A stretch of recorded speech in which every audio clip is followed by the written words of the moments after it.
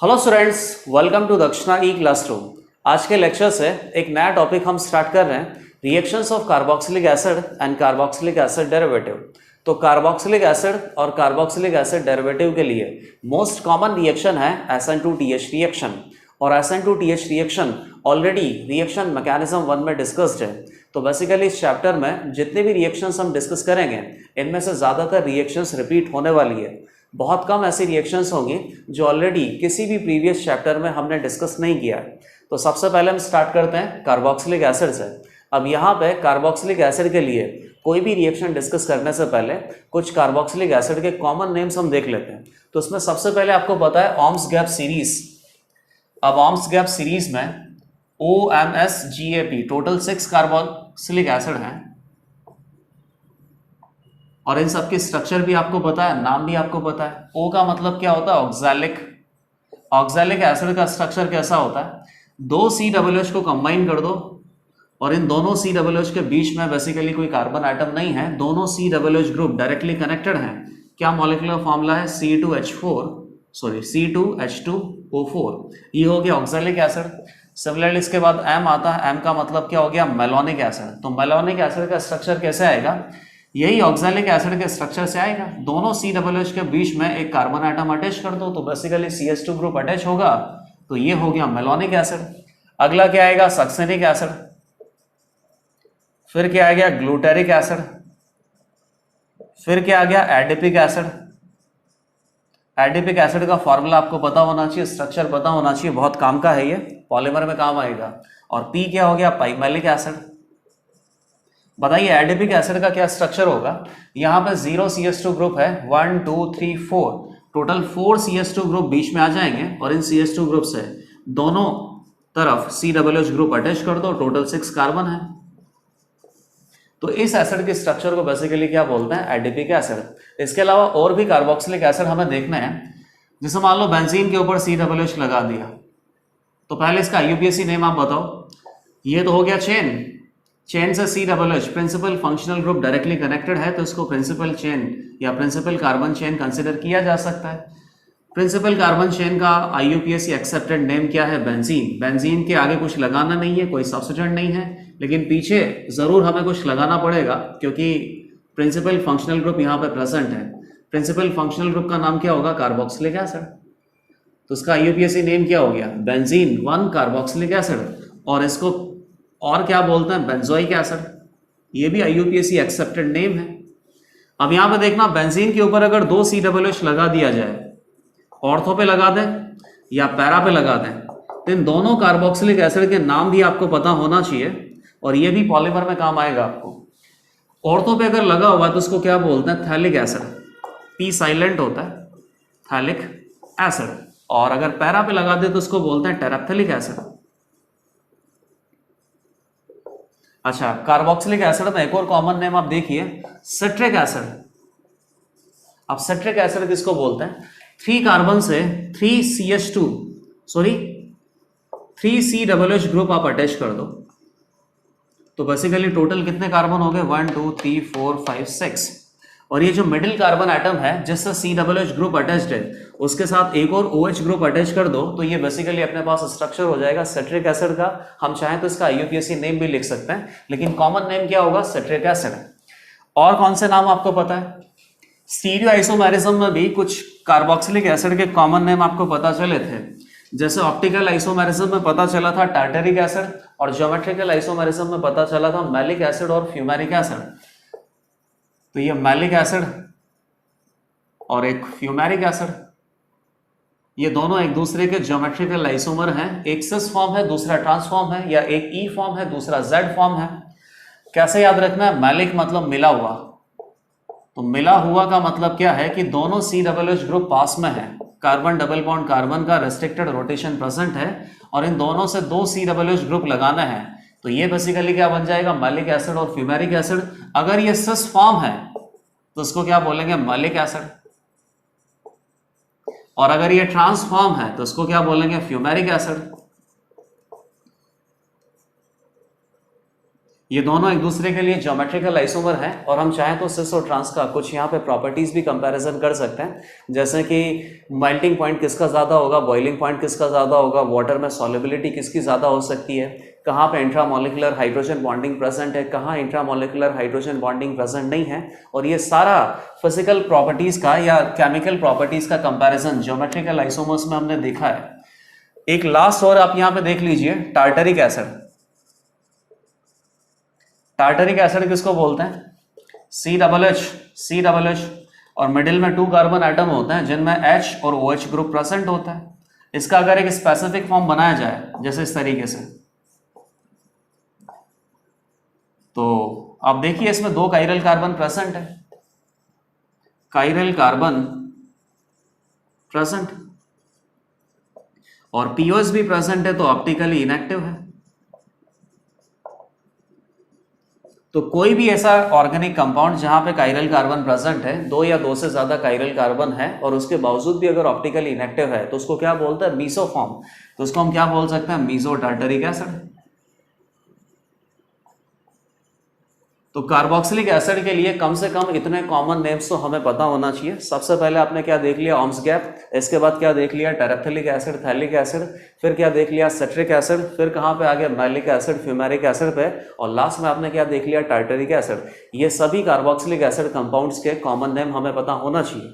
अब इसके बाद कार्बोक्सिलिक एसिड की रिएक्शंस हम स्टार्ट करेंगे, तो सबसे पहले मेथड ऑफ प्रिपरेशन देखेंगे और इसके बाद कार्बोक्सिलिक एसिड कंपाउंड्स की रिएक्शंस। मेथड ऑफ प्रिपरेशन में जितने भी रिएक्शंस हैं, ये सारी रिएक्शंस हमें पता हैं। इनफैक्ट आप खुद भी गेस कर सकते हो, हर किसी चैप्टर में कहीं ना कहीं कार्बोक्सिलिक एसिड का फॉर्मेशन अगर हुआ है तो उस रिएक्शन को हम यहां पे मेथड ऑफ प्रिपरेशन में यूज कर सकते हैं। Method of preparation of carboxylic acid. पहले कार्बोक्सिलिक एसिड की सारी रिएक्शंस हम देख लेते हैं, उसके बाद कार्बोक्सिलिक एसिड डेरिवेटिव्स पे भी आएंगे। तो बताइए, carboxylic acid derivatives, carboxylic acid की प्रिपरेशन के लिए टोटल 5 रिएक्शंस हमें देखना है। सबसे पहला रिएक्शन क्या है कि अल्कोहल का oxidation, oxidation of alcohol. Alcohol को अगर ऑक्सीडाइज करेंगे तो कार्बोनिल कंपाउंड एल्डिहाइड या कीटोन भी बन सकता है, या फाइनली ऑक्सीडाइज होकर कार्बोक्सिलिक एसिड भी बन सकता है। डिपेंड करता है कि अल्कोहल का टाइप क्या है, 1 डिग्री, 2 डिग्री या 3 डिग्री। और ये इस पे भी डिपेंड करता है कि कौन सा ऑक्सीडाइजिंग एजेंट हमने यूज किया है, जैसा कि माइल्ड ऑक्सीडाइजिंग एजेंट हो गया या स्ट्रॉन्ग ऑक्सीडाइजिंग एजेंट हो गया। तो यहाँ पे ऑक्सीडेशन ऑफ अल्कोहल में क्या रिएक्शन हम लिख सकते हैं? प्राइमरी अल्कोहल होना चाहिए, क्योंकि टर्शरी अल्कोहल का तो ऑक्सीडेशन होता नहीं है। और सेकेंडरी अल्कोहल का अगर आपने ऑक्सीडेशन करोगे तो क्या बनेगा? कीटोन बनेगा, चाहे स्ट्रॉन्ग ऑक्सीडाइजिंग एजेंट हो चाहे माइल्ड ऑक्सीडाइजिंग एजेंट हो। और फर्दर कीटोन का ऑक्सीडेशन होता नहीं है। अगर फर्दर कीटोन का ऑक्सीडेशन करना है तो इसके लिए भी एक स्पेशल कंडीशन आपको पता है, रिएक्शन मिक्सचर को बहुत ज्यादा हीट करना पड़ता है, और ये अलग से मेंशन किया जाएगा। रिएक्शन मिक्सचर को अगर बहुत ही ज्यादा हीट करोगे तब जाके कीटोन का ऑक्सीडेशन हो सकता है, और कीटोन के ऑक्सीडेशन होने के बाद भी आपको प्रोडक्ट क्या मिलते हैं? Carboxylic acid. और ये प्रोडक्ट हम कैसे बनाते हैं? पॉप-ऑप्स रूल को यूज करके। ये सारी इंफॉर्मेशन अपने पास है। तो बेसिकली नॉर्मल अगर बात करें तो 1 डिग्री का ही ऑक्सीडेशन हम कर सकते हैं, और ऑक्सीडेशन होने के बाद क्या बनेगा? Carboxylic acid. और बताइए, ऑक्सीडेशन में क्या यूज करना पड़ेगा? माइल्ड ऑक्सीडाइजिंग एजेंट या strong oxidising agent? Strong oxidising agent. Mild oxidising agent तो इसको ऑक्सीडाइज करवा के एल्डिहाइड तक पहुंचाएंगे। स्ट्रॉन्ग ऑक्सीडाइजिंग एजेंट में क्या आ सकता है? जैसा कि एसिडिक या बेसिक KMnO4, एसिडिक K2Cr2O7, और एक और होता है Johns reagent. Johns reagent basically क्या होता है? क्रोमियम ऑक्साइड और H2SO4 का मिक्सचर होता है। तो बेसिकली यहां से क्रोमिक एसिड बनता है, और क्रोमिक एसिड क्या कर सकता है? 1 डिग्री अल्कोहल को ऑक्सीडाइज करके कार्बोक्सिलिक एसिड तक कन्वर्ट कर सकता है। तो पहला रिएक्शन तो बहुत इजी है, ऑक्सीडेशन और रिडक्शन इस चैप्टर में हमने ये पढ़ रखा है। सिमिलरली अगर सेकंड हम आए तो ऑक्सीडेशन ऑफ कार्बोनिल कंपाउंड भी हो सकता है। कार्बोनिल कंपाउंड में कौन है? एल्डिहाइड और कीटोन। एल्डिहाइड तो बहुत इजीली ऑक्सीडाइज हो जाएगा और ऑक्सीडाइज होने के बाद कहाँ जाएगा, कार्बोक्सिलिक एसिड में। लेकिन कीटोन ऑक्सीडाइज नहीं होता है, इसको बहुत ज़्यादा हाई टेम्परेचर पे स्ट्रॉन्ग ऑक्सीडाइजिंग एजेंट के साथ अगर हीट करते हैं तभी कीटोन का ऑक्सीडेशन पॉसिबल है। और ऑक्सीडेशन के बाद प्रोडक्ट हम क्या वैसे बनाते हैं, पॉपऑप्स रूल को फॉलो करके, ये सभी हमें पता है। तो सेकंड हम आ जाते हैं, ऑक्सीडेशन ऑफ कार्बोनिल कंपाउंड। तो कार्बोनिल कंपाउंड में कौन हो गया, एल्डिहाइड, या और कौन हो गया, कीटोन। एल्डिहाइड के ऑक्सीडेशन के लिए वही 5 रिएजेंट हम यूज कर सकते हैं जिससे एल्डिहाइड और कीटोन को सेपरेट किया जाता है। ये 5 रिएजेंट बेसिकली क्या करते हैं, एल्डिहाइड को तो ऑक्सीडाइज करते हैं और कीटोन को ऑक्सीडाइज नहीं करते हैं। तो जब ये 5 रिएजेंट इनको ऑक्सीडाइज करते हैं तो ये खुद क्या होता है, रिड्यूस होते हैं। और रिड्यूस होने के बाद आपको ऑब्जर्वेशन नजर आता है, जैसे इसमें से एक रिएजेंट क्या था, टॉलेंस रिएजेंट। टॉलेंस रिएजेंट में क्या प्रेजेंट होता है, Ag+ कार्बोक्सिलिक एसिड तक एल्डिहाइड को ऑक्सीडाइज करवा देता है, तो खुद रिड्यूस होता है। खुद रिड्यूस होता है तो Ag+ से कहाँ चला जाएगा, Ag0। तो सिल्वर मिरर ये ऑब्जर्वेशन आपको नजर आता है और बाकी के रिएजेंट भी आपको पता है। और हम चाहें तो क्या यूज कर सकते हैं, स्ट्रॉन्ग ऑक्सीडाइजिंग एजेंट भी यूज कर सकते हैं, जैसे एसिडिक K2Cr2O7, एसिडिक KMnO4 या जोन्स रिएजेंट के साथ रिएक्शन करेंगे एल्डिहाइड की, तो ये भी बेसिकली इसको ऑक्सीडाइज करके कहां तक पहुंचा देंगे, कार्बोक्सिलिक एसिड तक। और कीटोन्स को अगर ऑक्सीडाइज करना है तो नॉर्मल कंडीशन में तो इसका ऑक्सीडेशन पॉसिबल नहीं है। No oxidation at normal temperature, very high temperature पे पॉसिबल है। किसके साथ, जैसे एसिडिक K2Cr2O7 हो गया, स्ट्रॉन्ग ऑक्सीडाइजिंग एजेंट तो रखना ही है।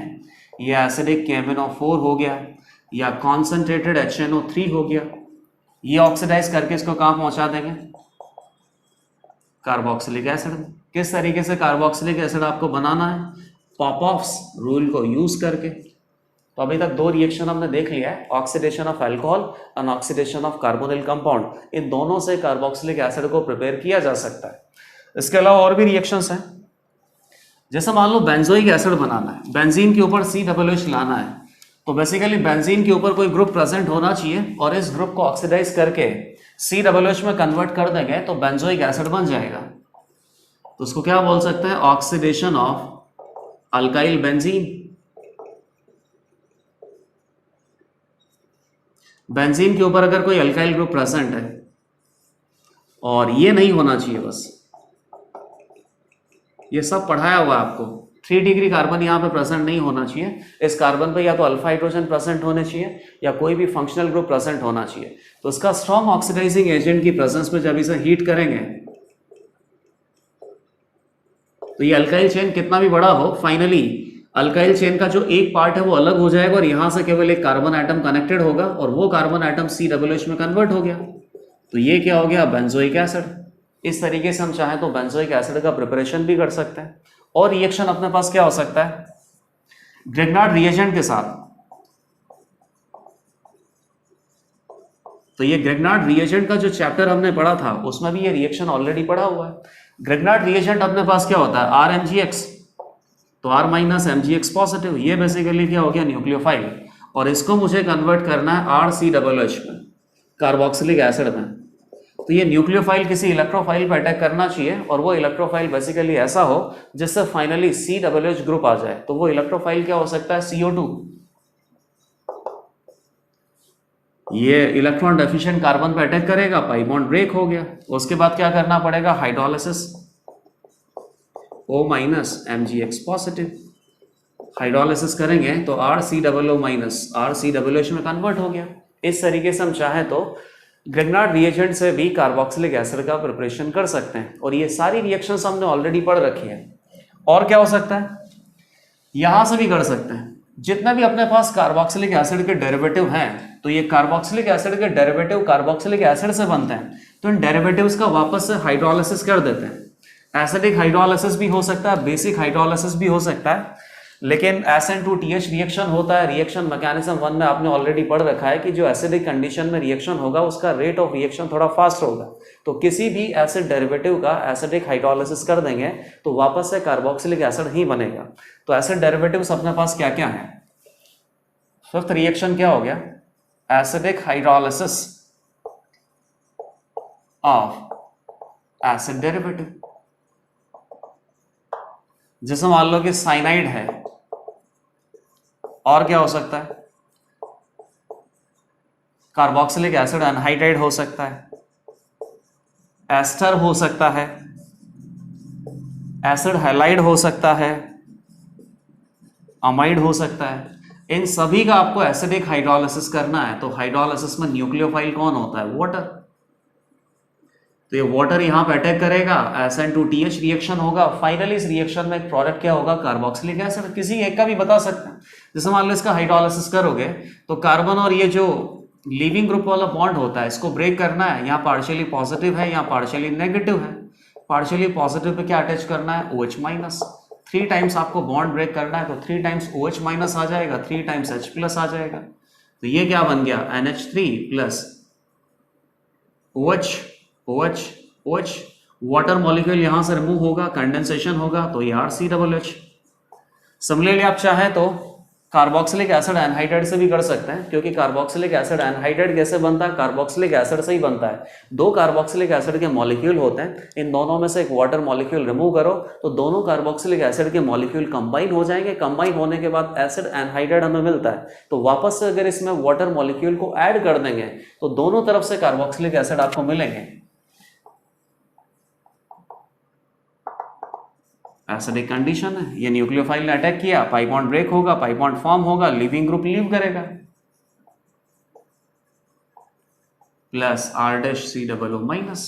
ये यहां से H प्लस को रिमूव कर लेगा, इधर प्रोटॉन लॉस हो गया तो ये फर्स्ट कार्बोक्सिलिक एसिड बन गया, ये सेकंड कार्बोक्सिलिक एसिड बन गया।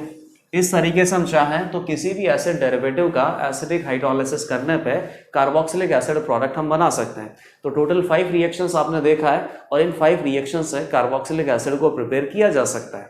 अब हम आते हैं कार्बोक्सिलिक एसिड की रिएक्शंस पे। अब यहाँ पे कार्बोक्सिलिक एसिड की जितनी भी रिएक्शंस हैं इनमें से बहुत सारी रिएक्शंस रिपीटेड हैं, तो इनको हम वापस डिस्कस नहीं करने वाले, और कुछ ऐसी रिएक्शंस हैं जो इंपॉर्टेंट हैं और 1-2 बार रिपीट भी कर रखा है तो भी उनको डिस्कस कर लेंगे, लेकिन बाकी सभी रिएक्शंस यहां पे न्यू हैं। Reactions of carboxylic acid, reactions of carboxylic acid. तो पता है इनमें एक रिएक्शन तो क्या हो सकती है कि कार्बोक्सिलिक एसिड का कुछ सर्टेन रिएजेंट से हम रिएक्शन करें और इन सर्टेन रिएजेंट से रिएक्शन करने के बाद क्या बन जाए?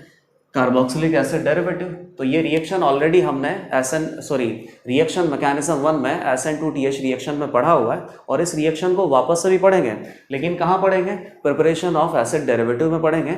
यहाँ कार्बोक्सिलिक एसिड की रिएक्शंस में पढ़ने से कोई फायदा नहीं है, फालतू में मतलब पेज ही भरेंगे और कुछ भी नहीं होगा। तो यहाँ कार्बोक्सिलिक एसिड की कुछ और सेपरेट रिएक्शंस हम डिस्कस कर लेते हैं। जैसे मान लो कि सोडा लाइम डीकार्बोक्सिलेशन हो गया या कॉल्बे इलेक्ट्रोलाइसिस हो गया, इस तरीके से कुछ रिएक्शंस हम डिस्कस करते हैं। सोडा लाइम डीकार्बोक्सिलेशन भी आपको पढ़ाया हुआ है, लेकिन उसको वापस से एक बार डिस्कस कर लेंगे। और सेकंड रिएक्शन है कॉल्बे इलेक्ट्रोलाइसिस। कॉल्बे इलेक्ट्रोलाइसिस अभी तक हमने नहीं पढ़ा, ये रिएक्शन बहुत इंपॉर्टेंट है, बहुत अच्छे से आपको इसको देखना है। तो फर्स्ट हम डिस्कस करेंगे सोडा लाइम डीकार्बोक्सिलेशन, उसके बाद Kolbe electrolysis. Soda lime decarboxylation, नाम से ही समझ में आ रहा है, COOH ग्रुप यहां से उड़ा दिया जाएगा। तो सोडा लाइम के साथ रिएक्शन करना है कार्बोक्सिलिक एसिड का, तो ये हो गया carboxylic acid substrate molecule. Reaction किससे करना है? Soda lime NOH in presence of CO, और रिएक्शन मिक्सचर को हीट करना है। तो फाइनली इस रिएक्शन का प्रोडक्ट हमें मिलता है एल्केन, और ये एल्केन कब मिल सकता है? जब ये R ग्रुप क्या हो? अल्काइल हो। तो ये बेसिकली प्रिपरेशन ऑफ एल्केन में भी काम आ सकता है, प्रिपरेशन ऑफ एल्केन। अब इसका मैकेनिज्म भी ऑलरेडी डिस्कस किया हुआ है, लेकिन वापस से एक बार देख लेते हैं मैकेनिज्म। सबसे पहले तो बेस और एसिड है, तो एसिड बेस रिएक्शन होगा। एसिड बेस रिएक्शन होने से कार्बोक्सिलिक एसिड कहाँ चला जाएगा, कार्बोक्सिलेट आयन में, और फिर इसको हमें फर्दर हीट करना है, प्लस NH। तो क्या बन गया, RCOO minus Na plus H2, एक मॉलिक्यूल इसका एक मॉलिक्यूल इसका।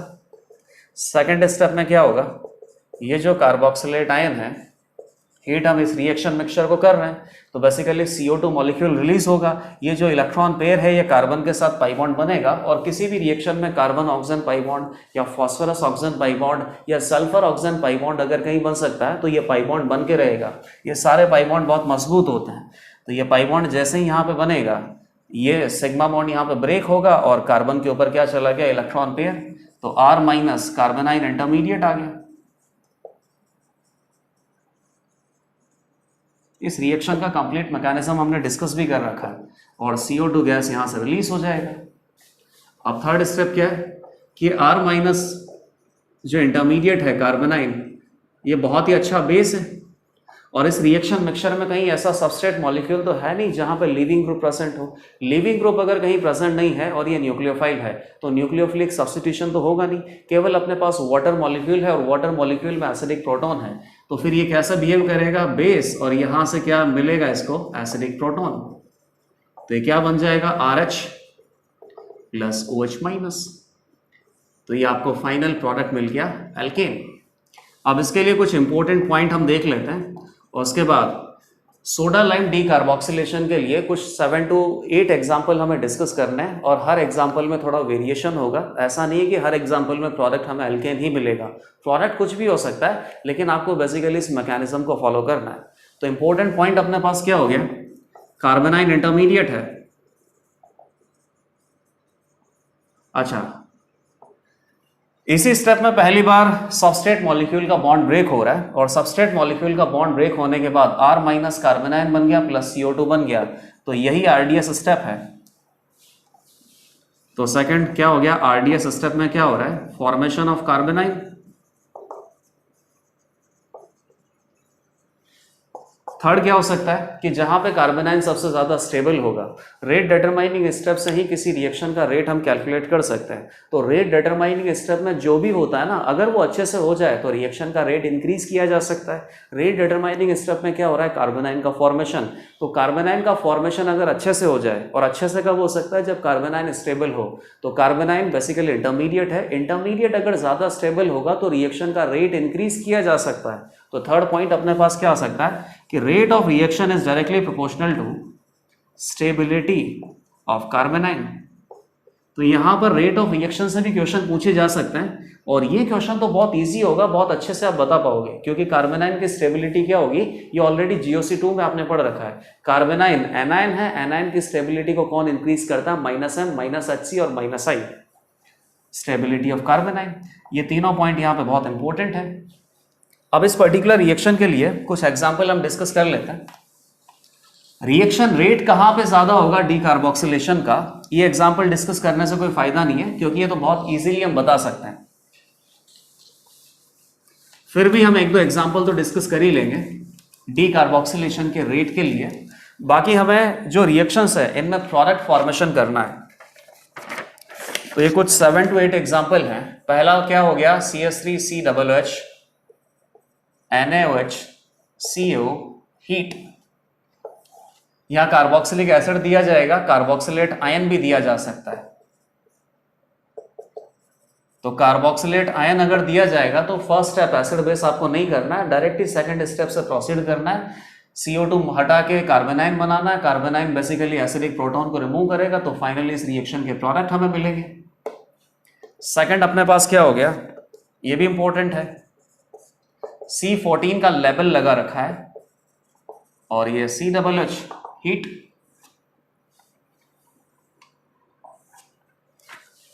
आपने ये भी नोटिस किया होगा कि जब भी किसी रिएक्शन का मैकेनिज्म हम डिस्कस करते हैं और उसके बाद एग्जांपल डिस्कस करते हैं, तो पैटर्न कुछ इस तरीके से ही होता है। सबसे पहले सिंपल रिएक्शन, फिर यही हम किसी आइसोटॉप का लेबल लगा देते हैं, नंबर ऑफ प्रोडक्ट हमें कितना मिल सकता है, एक्सपेक्टेड प्रोडक्ट तो मिलते ही, अनएक्सपेक्टेड प्रोडक्ट भी यहाँ पे मिल सकता है। अगेन यहाँ पे और क्या है, हाँ C2H5, ये कॉन्फ़िगरेशन के लिए आ गया। CH3D COO minus Na plus. तो यहाँ पे सोडा लाइम की जरूरत नहीं है, यहाँ पे सीधा आपको हीट करना है क्योंकि पहले से ही कार्बोक्सिलेट आयन बना के दे रखा है। एक ये भी कॉन्फ़िगरेशन के लिए ही क्वेश्चन है, सोडा लाइम और हीट करना है क्योंकि कार्बोक्सिलिक एसिड बना के दे रखा है। अगला क्वेश्चन भी बहुत इंपॉर्टेंट है, ये Cl ऊपर लगा दिया, यहां पे नीचे COO minus Na plus heat. यहां शायद ऐसा लग रहा है कि इंट्रामॉलिक्यूलर रिएक्शन हो सकता है, Na plus heat. Similarly seventh,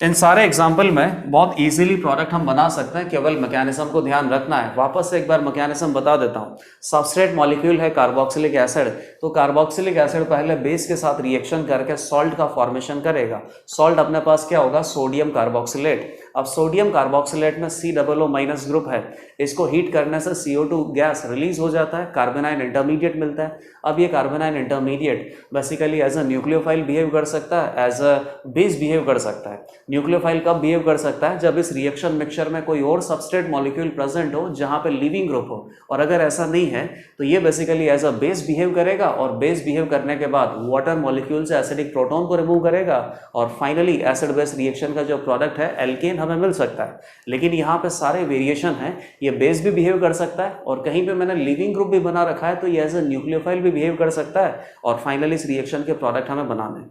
तो देखते हैं फर्स्ट क्वेश्चन। फर्स्ट क्वेश्चन में क्या है, CH3COOH। अच्छा, एक बात और नोटिस करना, जब यहाँ पे सोडा लाइम डी कार्बोक्सिलेशन होता है तो एक कार्बन एटम कम हो जाता है, तो इसको क्या बोल सकते हैं, डिग्रेडेशन भी बोल सकते हैं। कभी भी कार्बन की चेन को अगर छोटा करना है तो सोडा लाइम डी कार्बोक्सिलेशन का यूज किया जा सकता है। तो CH3COO माइनस हीट करेंगे तो क्या हो जाएगा, CO2 gas release, CH3 minus, H2O में से एसिडिक प्रोटॉन को रिमूव कर लिया तो CH4 गैस, मीथेन बन गया। अब यहां पे आते हैं, मैकेनिज्म फॉलो अगर नहीं करोगे तो ये सेकंड क्वेश्चन का आंसर गलत हो जाएगा। अब आप यहाँ पे डायरेक्ट ही प्रोडक्ट क्या बनते हैं कि इसको हटा दो और H प्लस अटैच कर दो, तो आपको क्या लगता है कि ये प्रोडक्ट मिलेगा। ठीक है, प्रोडक्ट तो ये मिलेगा ही मिलेगा, लेकिन इसके अलावा एक और प्रोडक्ट मिलेगा और वो मैकेनिज्म फॉलो करने के बाद ही आ सकता है। ये नेगेटिव पाई बॉन्ड के साथ रेजोनेंस भी करेगा, तो ये बेसिकली इस तरीके से भी तो एनायन रिएक्शन मिक्सचर में प्रेजेंट हो सकता है। अब ये यहाँ से एसिडिक प्रोटॉन को रिमूव कर लेगा, तो ये जो 14 है, ये 14 वाला कार्बन भी CH3 ग्रुप में कन्वर्ट हो सकता है, और यहाँ बेसिकली ये sp3 में भी हो सकता है और sp2 में भी हो सकता है। दो पॉसिबल प्रोडक्ट हमें मिलेंगे। अब नेक्स्ट क्वेश्चन आप देखिए, ये हटाया तो इधर क्या आएगा, कार्बोनाइन C2H5। अच्छा, इसको मैं थोड़ा इस तरीके से दिखाता हूँ, C2H5 CH3D और ये कार्बोनाइन है। तो बेसिकली यहाँ पे क्वेश्चन क्या होगा कि इस एनाइन के ऊपर इधर से ही आपको H प्लस अटैच करना है, तो जो कॉन्फ़िगरेशन है वो रिटेन रहेगा, या फिर इधर H प्लस अटैच करना है और C2H5 को इधर ले जाना है, मतलब कि कॉन्फ़िगरेशन इन्वर्ट होगा, या दोनों प्रोडक्ट मिलेंगे। या तो कॉन्फ़िगरेशन रिटेन रह सकता है या कॉन्फ़िगरेशन इन्वर्ट हो सकता है, या दोनों कॉन्फ़िगरेशन के प्रोडक्ट मिलेंगे, तो उसको क्या बोलेंगे, रेसमाइजेशन। अब बताइए यहाँ इन तीनों पॉसिबिलिटी में से कौन सा हो सकता है। तो बहुत सिंपल है, अमाइन इन्वर्जन आपको पता है, कार्बन के ऊपर एक इलेक्ट्रॉन पेयर है और दो यहाँ 3 ग्रुप लगे हुए हैं, तो अमाइन इन्वर्जन पॉसिबल है। तो ये बेसिकली दोनों फॉर्म में एग्जिस्ट करेगा, C2H5 HCH3। तो यहाँ पे H प्लस इधर से भी आ सकता है, H प्लस इधर से भी आ सकता है, तो बेसिकली रेसमिक मिक्सचर प्रोडक्ट हमें मिलने वाला है। तो ये भी बहुत इंपॉर्टेंट क्वेश्चन है। क्वेश्चन नंबर 5 पे आइए, ये हटा दिया, यहाँ नेगेटिव, इस कार्बन पे तो कायरलिटी नहीं है, यहाँ कोई कॉन्फ़िगरेशन है ही नहीं, तो कॉन्फ़िगरेशन रिटेन रहेगा, इन्वर्ट होगा, इस बात की चिंता आपको करनी नहीं है। और यहाँ साइड में इस कायरल कार्बन पे कॉन्फ़िगरेशन ड्रॉ करके दिया हुआ है, उस कायरल कार्बन पे रिएक्शन नहीं हो रहा है, तो बेसिकली वहाँ पे कॉन्फ़िगरेशन को डिस्टर्ब नहीं करना है। तो फाइनल आंसर क्या होगा, एक ही प्रोडक्ट आने वाला है, CH3 CH2 minus acidic proton को रिमूव कर लेगा। अब ये 5 6 7 ये बहुत इंपॉर्टेंट है, ये रिमूव कर दिया आपने, तो यहाँ से क्या आएगा, नेगेटिव, ये इसके ऑपोजिट में भी है, तो ये ऑपोजिट साइड से अटैक करके पाई बॉन्ड का फॉर्मेशन करेगा, लीविंग ग्रुप लीव करेगा, यहाँ पे न्यूक्लियोफिलिक सब्स्टिट्यूशन हुआ है, और इंट्रामोलिकुलर रिएक्शन है तो इंट्रामोलिकुलर रिएक्शन को ही आपको सपोर्ट करना है, बाहर से किसी मॉलिक्यूल के ऊपर इसने अटैक नहीं किया है, इंट्रामोलिकुलर रिएक्शन को सपोर्ट करके ही प्रोडक्ट आपको बनाना है। तो बेसिकली क्या मिल गया, साइक्लोहेक्सीन। सिमिलरली सेम यहाँ पे भी इंट्रामोलिकुलर CO2 गैस चला जाएगा तो यहाँ पे कार्बोनाइन ये इधर अटैक करेगा, न्यूक्लियोफिलिक सब्स्टिट्यूशन हो गया तो ये फाइनल प्रोडक्ट आपको मिल जाएगा। क्या बोलते हैं इसको, डेकालीन। और डेकालीन भी GI शो करता है, तो GI शो करता है तो बेसिकली दो प्रोडक्ट हमें यहाँ पे मिल सकते हैं, सिस डेकालीन और ट्रांस डेकालीन। 1 2 3 4 5 6, इधर वाला 6 का रिंग है, 1 2 3 4 5 6, उधर वाला भी 6 का रिंग है। प्रोडक्ट फॉर्मेशन एकदम सही से हुआ है। अब लास्ट रिएक्शन आप देखिए, ये कार्बोनाइन बनेगा, ये इधर अटैक करेगा और ये लीविंग ग्रुप लीव करेगा तो बेसिकली क्या बन गया, पाई बॉन्ड। और ये तो cis trans geometrical isomerism possible है तो ट्रांस टू ब्यूटीन भी बन सकता है, सिस टू ब्यूटीन भी बन सकता है, तो 2 प्रोडक्ट फॉर्मेशन।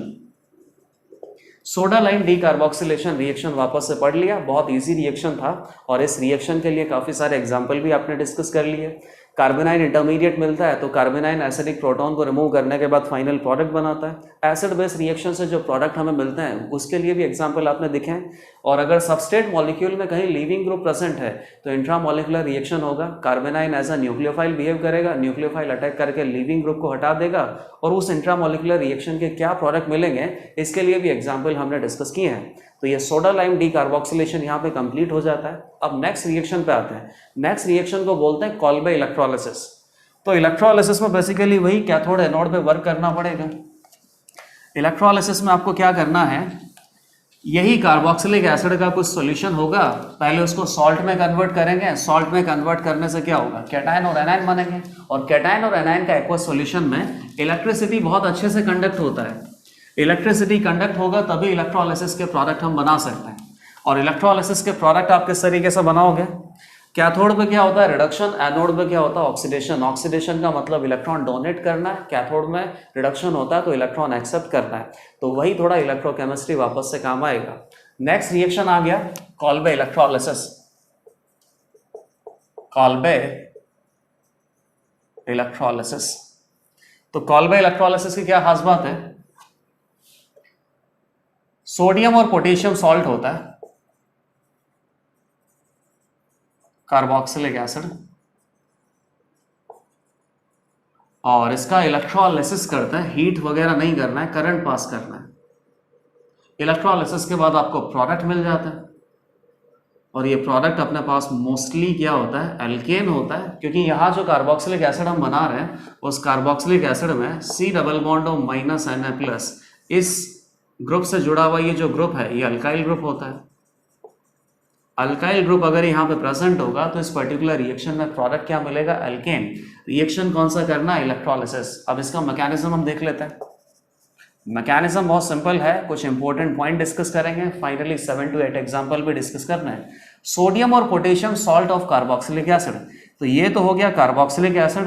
एसिड से सॉल्ट बनाना तो बेस से रिएक्शन करवाना पड़ेगा, ये बेस से रिएक्शन करवा दिया, क्या बन गया, कार्बोक्सिलेट आयन, या इसको क्या बोल सकते हैं, सोडियम कार्बोक्सिलेट प्लस H2। इसके बाद इलेक्ट्रोलिसिस, तो इलेक्ट्रोलिसिस में एनोड पे होगा ऑक्सीडेशन और कैथोड पे होगा रिडक्शन। ऑक्सीडेशन किसका हो सकता है, वाटर है, कार्बोक्सिलेट आयन है, एक्वस सॉल्यूशन प्रिपेयर कर रखा है तो वाटर भी इलेक्ट्रॉन डोनेट कर सकता है, कार्बोक्सिलेट आयन भी इलेक्ट्रॉन डोनेट कर सकता है। इसके पास इलेक्ट्रॉन ज़्यादा है, ये इलेक्ट्रॉन डोनेट करेगा। अब देखना इलेक्ट्रॉन डोनेट करेगा तो क्या बनेगा, अच्छे से आप इस रिएक्शन को देखिए। नेगेटिव का मतलब क्या होता है, इलेक्ट्रॉन पेयर, इलेक्ट्रॉन डोनेट किया तो ये क्या बन गया, COO रेडिकल बन गया। अब अगली स्टेप, CO2 ग्रुप यहाँ से रिलीज होगा। किस तरीके से रिलीज हो सकता है, एक इलेक्ट्रॉन इधर से आए, एक इलेक्ट्रॉन इधर से आए, तो एक इलेक्ट्रॉन इसके पास बच गया। यही RDS स्टेप है जहां इंटरमीडिएट फॉर्मेशन है।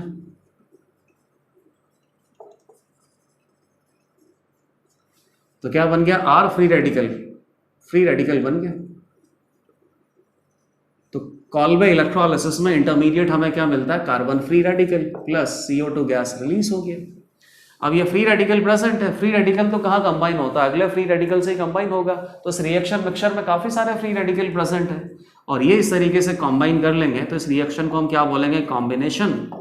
और फाइनली आपको क्या मिल गया, R R, basically double carbon का प्रोडक्ट मिल गया, लेकिन एग्जैक्टली डबल कार्बन का प्रोडक्ट नहीं मिला है। इस कार्बोक्सिलिक एसिड को आप देखिए, इसमें R में जितने कार्बन है प्लस CO2 में जितने कार्बन है तो R+1 है, तो R+1 का डबल क्या होता है, 2R+2 होता है, लेकिन 2R+2 का डबल प्रोडक्ट आपको नहीं मिला, केवल 2R है। एक CO2 ग्रुप यहाँ से लीव करेगा, CO2 ग्रुप लीव करने के बाद free radical, alkyl free radical बनाना है, अल्काइल फ्री रेडिकल दोनों आपस में कंबाइन करेंगे, उसके बाद फाइनली प्रोडक्ट क्या होगा, एल्केन। तो ये तो हो गया अपने पास कहाँ है, एनोड पे। अब कैथोड पे आते हैं। अच्छा, कैथोड में क्या हो सकता है, कैथोड में रिडक्शन होता है, रिडक्शन का मतलब इलेक्ट्रॉन गेन है। बताइए इलेक्ट्रॉन कौन गेन करेगा, एक्वस सॉल्यूशन है तो वाटर भी इलेक्ट्रॉन गेन कर सकता है, कंपटीशन की बात है, सब कुछ इलेक्ट्रोकेमिस्ट्री में पढ़ रखा है। और क्या प्रेजेंट है, Na+, यही कैटायन प्रेजेंट है। Na+ तो इलेक्ट्रॉन गेन नहीं करेगा, सोडियम सॉलिड नहीं बन सकता क्योंकि इसका स्टैंडर्ड रिडक्शन पोटेंशियल कम होता है, स्टैंडर्ड रिडक्शन पोटेंशियल वाटर का ही ज्यादा होता है। ये इलेक्ट्रॉन गेन करेगा तो H+ इलेक्ट्रॉन गेन करेगा तो क्या बनेगा, H, जीरो ऑक्सीडेशन स्टेट में हाइड्रोजन गैस रिलीज होगा +2H-। तो ये इस रिएक्शन का कंप्लीट मैकेनिज्म हो गया। मैकेनिज्म बहुत सिंपल है क्योंकि इलेक्ट्रोकेमिस्ट्री में आता है। एनोड पे क्या हो गया, ऑक्सीडेशन, कैथोड पे क्या हो गया, रिडक्शन। रिएक्शन में फ्री रेडिकल इंटरमीडिएट बनाना है, इन फ्री रेडिकल इंटरमीडिएट को कंबाइन करना है, फाइनल प्रोडक्ट आ जाएंगे। अब इसके लिए इंपॉर्टेंट पॉइंट क्या हो जाएंगे अपने पास, RDS स्टेप कौन सा है, इंटरमीडिएट क्या मिल रहा है, और कैथोड और एनोड पे कौन सी गैस रिलीज हो रही है, ये भी हम लिख सकते हैं क्योंकि ये भी क्वेश्चन आता है एकदम इलेक्ट्रोलिसिस की तरह। यहां से भी क्वेश्चन पूछा जा सकता है कि ऑक्सीजन गैस रिलीज हो रहा है या CO2 गैस रिलीज हो रहा है या हाइड्रोजन गैस रिलीज हो रहा है, कौन सा गैस रिलीज हो रहा है और कौन सा इलेक्ट्रोड पे ऐसा हो रहा है। तो इंपॉर्टेंट पॉइंट पे आ जाए, first carbon free radical intermediate,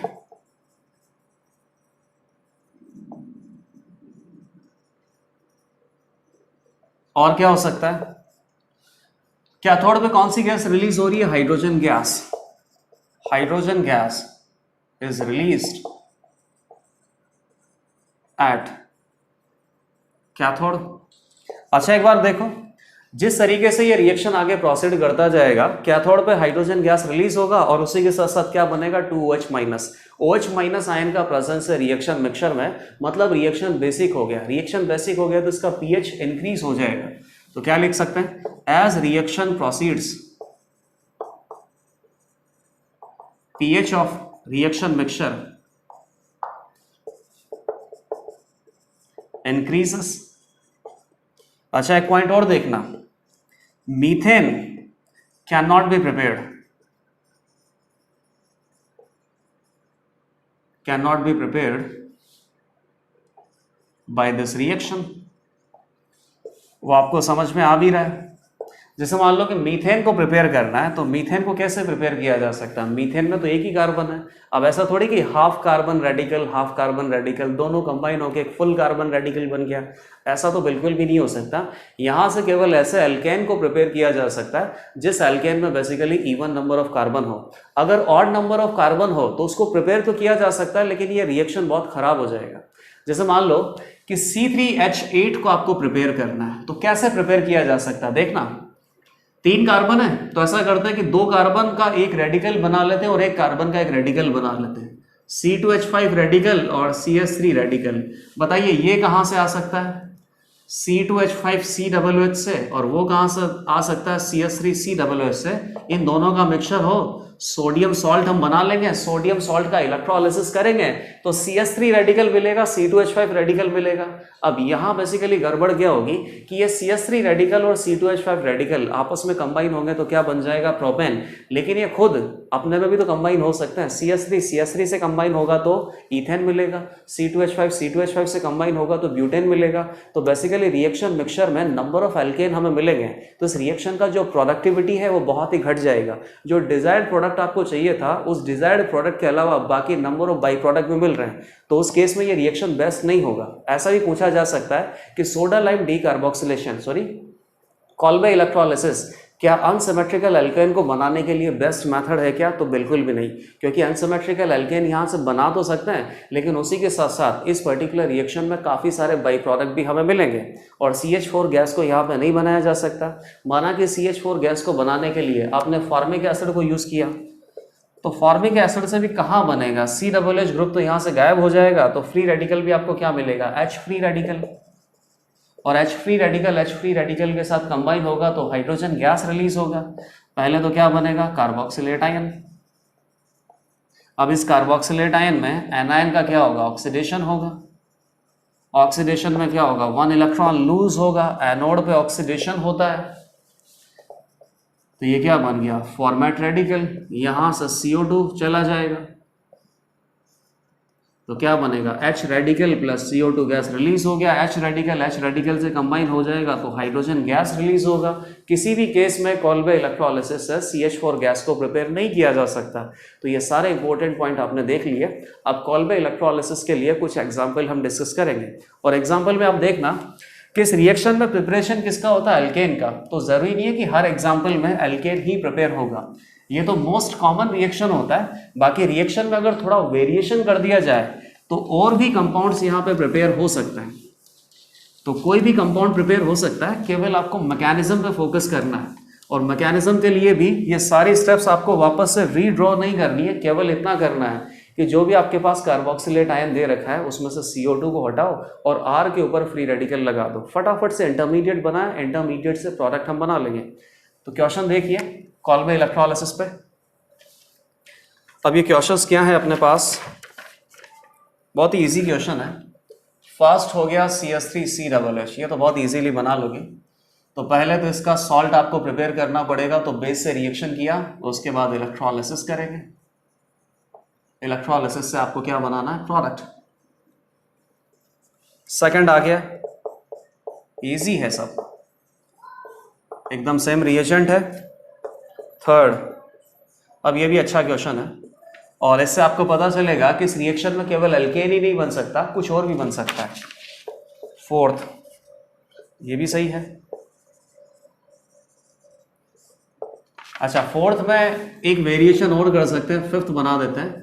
तो ये COOH आपने ट्रांस में अटैच कर दिया, ये क्या अपने पास? फ्यूमेरिक एसिड, ये मैलिक एसिड, ये फ्यूमेरिक एसिड। पहले सॉल्ट बनाएंगे फिर इलेक्ट्रोलिसिस करेंगे, कोई फर्क नहीं पड़ेगा उससे। Sixth,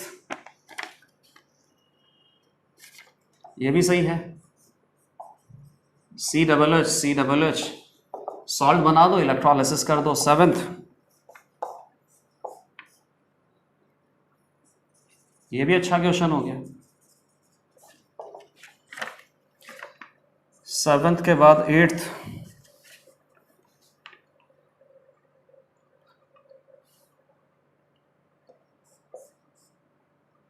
COOH।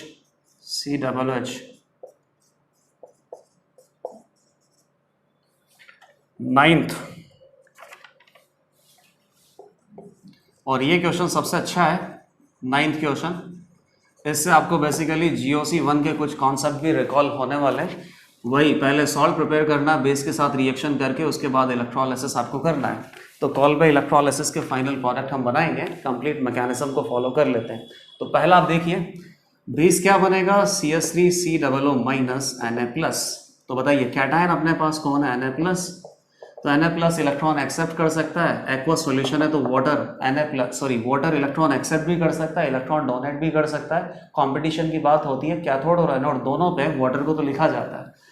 तो इलेक्ट्रॉन एक्सेप्ट करना मतलब क्या हो गया? रिडक्शन मतलब कहाँ होता है? कैथोड पे। और आपको पता ही है कि कौन इलेक्ट्रॉन एक्सेप्ट करेगा? वाटर, क्योंकि इसका स्टैंडर्ड रिडक्शन पोटेंशियल ज्यादा है, तो इसी का रिडक्शन होगा तो हाइड्रोजन गैस रिलीज हो गया। Na+ सॉल्यूशन में वैसा ही बना रहेगा। अब बात आती है CH3COO- और वाटर, ये एनायन है, एनायन इलेक्ट्रॉन बहुत इजीली लूज कर देगा, तो इसका क्या होगा?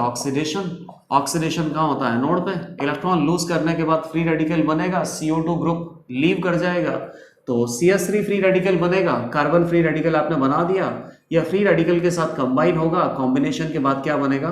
C2H6। तो ये प्रोडक्ट तो बहुत इजीली आ गया, इसको वापस से रिपीट नहीं करेंगे। कॉल्बे इलेक्ट्रोलिसिस, फ्री रेडिकल बनाया, एक और फ्री रेडिकल बनाया, कंबाइन कर दिया, ये फाइनल प्रोडक्ट आ गया।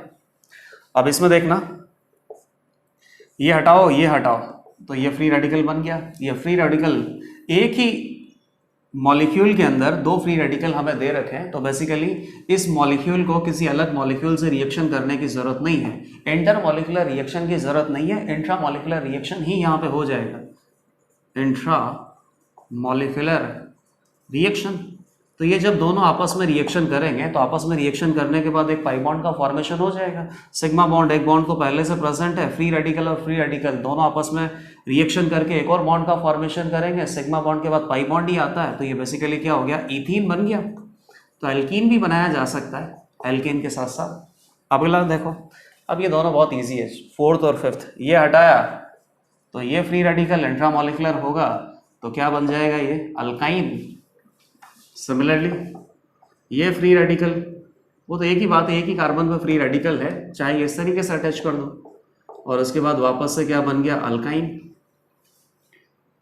6 क्वेश्चन में आप देखिए, ये हटा दो ये हटा दो, ये फ्री रेडिकल आ जाएगा, कंबाइन हो जाएंगे तो क्या बन जाएगा, ब्यूटाइन, 2 ब्यूटाइन। 7th पे आओ, फ्री रेडिकल अगेन इंट्रामॉलिक्यूलर होगा, ये दोनों आपस में रिएक्शन करेंगे तो सिग्मा बॉन्ड का फॉर्मेशन होगा, रिंग क्लोज हो जाएगा, तो फाइनली प्रोडक्ट हमें क्या मिल गया, साइक्लोहेक्सेन। अब नेक्स्ट एग्जांपल 8th और 9th। 8th का आंसर भी बहुत इजीली आ जाएगा, लेकिन 9th क्वेश्चन में बहुत अच्छे से प्रोडक्ट आपको बनाना है। 9th क्वेश्चन में जो भी प्रोडक्ट आप बनाओगे वो गलत ही होगा। 8th में क्या हो गया, ये सब हटा दो, free radical free radical free radical, ये इधर कंबाइन हो गया, ये इधर कंबाइन हो गया, तो बेसिकली स्पाइरो प्रोडक्ट हमें मिल गया। इसका हम चाहें तो आईयूपीएससी नेम भी लिख सकते हैं, आप नेम लिख के देखना। 9th आ गया, ये हटाया, फ्री रेडिकल बनाना, कॉल्बे इलेक्ट्रोलिसिस है और सोडा लाइम डीकार्बोक्सिलेशन होता है तो कार्बोनाइन बनाना होता है, कॉल्बे इलेक्ट्रोलिसिस है तो फ्री रेडिकल बनाना, और इसको अगर आपने कंबाइन कर दिया ना तो ये प्रोडक्ट आपने बना दिया साइक्लोब्यूटाडाइन। और साइक्लोब्यूटाडाइन कैसा होता है, anti aromatic. Anti aromatic compounds do not exist at room temperature, ये तो बन ही नहीं सकता, तो फिर आपको क्या करना पड़ेगा, डाइमराइजेशन ही करना पड़ेगा। तो एक और फ्री रेडिकल होगा, इधर कंबाइन होगा, ये इधर कंबाइन होगा, डाइमराइजेशन, और ये प्रोडक्ट आपको मिलेगा। और ये प्रोडक्ट एंटी एरोमेटिक तो नहीं है, तो प्रोडक्ट मिलने में कोई भी दिक्कत नहीं होगी। तो ये कॉल्बे इलेक्ट्रोलिसिस के सारे एग्जाम्पल हमने डिस्कस कर लिए। अब इसके बाद और भी रिएक्शंस है, और ये रिएक्शंस बेसिकली अभी तक किसी भी चैप्टर में हमने रिपीट नहीं किया है। तो नेक्स्ट रिएक्शन अपने पास है halogenation of carboxylic acid. Halogenation of carboxylic acid, कोई मैकेनिज्म डिस्कस नहीं करना है, केवल एक जनरल रिएक्शन आपको देखनी है, और एक ही रिएक्शन में प्रोडक्ट हमें बनाना है। इस रिएक्शन का नाम भी होता है third halogenation of carboxylic acid, और इसको क्या बोल सकते हैं, अल्फा हेलोजिनेशन। मतलब जो कार्बोक्सिलिक एसिड लगा हुआ है उसके अल्फा कार्बन पे आपको क्या लाना है, हेलोजन। कोई मैकेनिज्म आपको स्टडी नहीं करना, केवल इस पर्टिकुलर रिएक्शन में सबस्ट्रेट मॉलिक्यूल, रिएजेंट और फाइनल प्रोडक्ट आपको याद ही रखना है। तो यहां पे अपने पास रिएक्शन क्या आता है, HVZ रिएक्शन, ये साइंटिस्ट के नाम है, टोटल 3 है। ये क्या होता है, हेल वोल्हार्ड ज़ेलिंस्की। रिएक्शन में अपने पास सबस्ट्रेट मॉलिक्यूल कौन है, कोई भी एलिफेटिक कार्बोक्सिलिक एसिड। रिएक्शन हम किससे करते हैं, हेलोजन से इन प्रेजेंस ऑफ फास्फोरस, या फिर ऐसे भी दिया जा सकता है X2 in presence of PX3। एक ही बात है, X2 और फास्फोरस पहले रिएक्शन करके क्या बनाएंगे, PX3।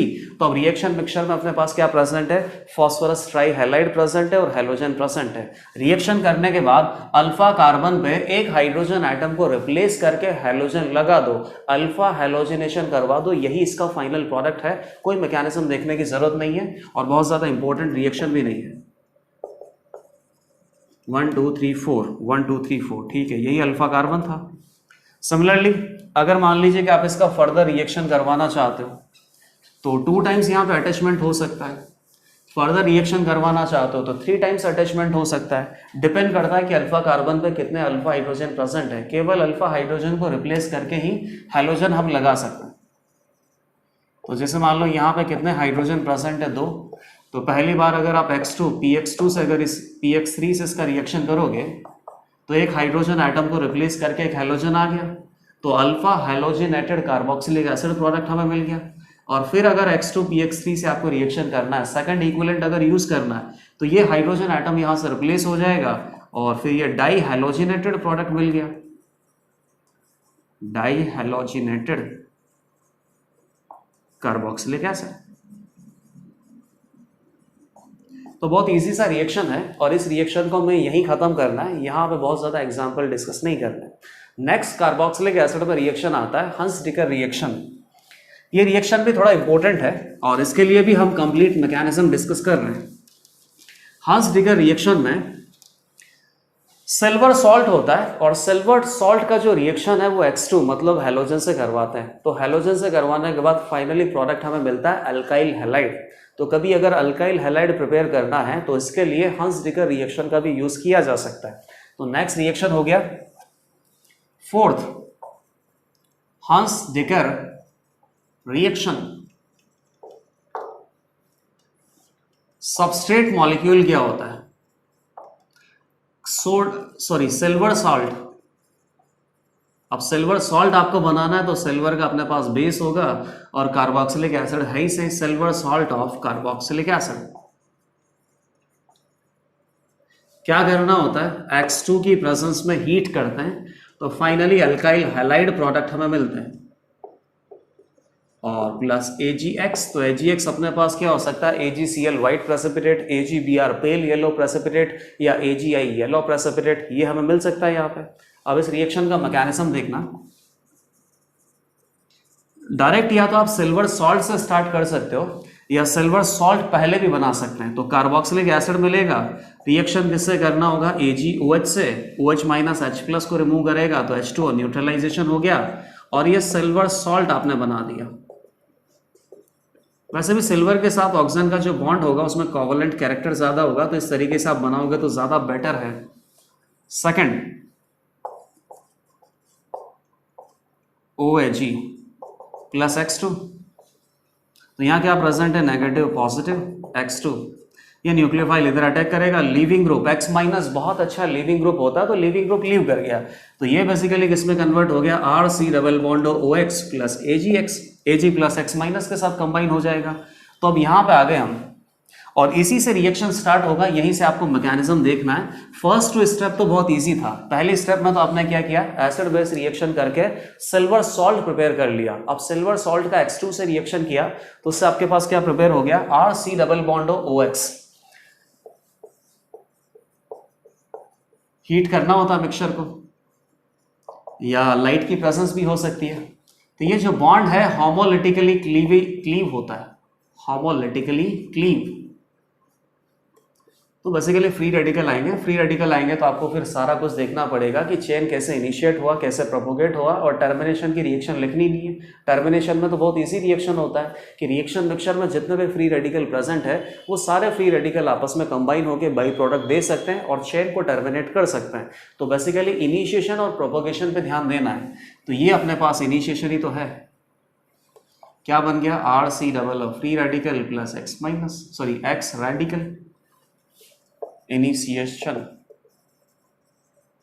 और ये बॉन्ड काफी स्ट्रांग होता है, इसको हम फर्स्ट टाइम ब्रेक कर रहे हैं तो इसी को क्या बोलेंगे, RDS स्टेप। ये बहुत इंपॉर्टेंट पॉइंट है। फोर्थ, अब क्या है, रिएक्शन मिक्सचर को तो हीट हम कर ही रहे हैं ना, या लाइट का प्रेजेंस तो है ही सही। तो एक इलेक्ट्रॉन इधर से आया, एक इलेक्ट्रॉन इधर से आएगा, CO2 गैस रिलीज हो गया plus R free radical. Propagation step का पार्ट है ये, इंटरमीडिएट बन गया।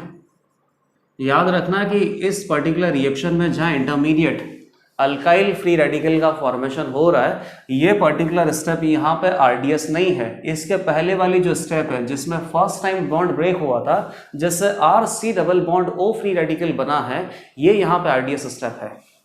अब क्या होगा, प्रोपोगेशन स्टेप में हमें क्या करना होता है, वापस से वही फ्री रेडिकल जनरेट करना होता है जो इनिशिएशन स्टेप में आपने किया था। तो उसी फ्री रेडिकल को जनरेट करना पड़ेगा। और ये फ्री रेडिकल जनरेट करना भी क्यों ज़रूरी होता है, ताकि ये फ्री रेडिकल अगर जनरेट होता रहेगा तो रिएक्शन आगे प्रोसीड करता रहेगा। प्रोपोगेशन का मतलब यही है।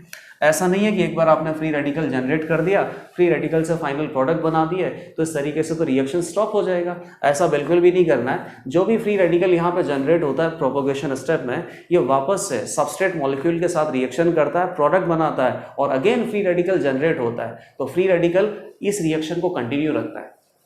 ये हमने सब हेलोजिनेशन ऑफ एल्केन में भी पढ़ा हुआ है। तो सबस्ट्रेट मॉलिक्यूल कहाँ आ गया अपने पास, RCOOX है ना। तो ये एक इलेक्ट्रॉन, ये एक इलेक्ट्रॉन और ये वापस से फ्री रेडिकल बन गया RX अल्काइल हैलाइड। और ये फ्री रेडिकल। तो इसको भी क्या बोलेंगे, प्रोपोगेशन। और किसी भी फ्री रेडिकल रिएक्शन में प्रोपोगेशन स्टेप आप इसी तरीके से फाइंड आउट कर सकते हो, क्योंकि प्रोपोगेशन स्टेप में वापस से जो अटैकिंग स्पीशीज फ्री रेडिकल है ये रीजनरेट होना चाहिए।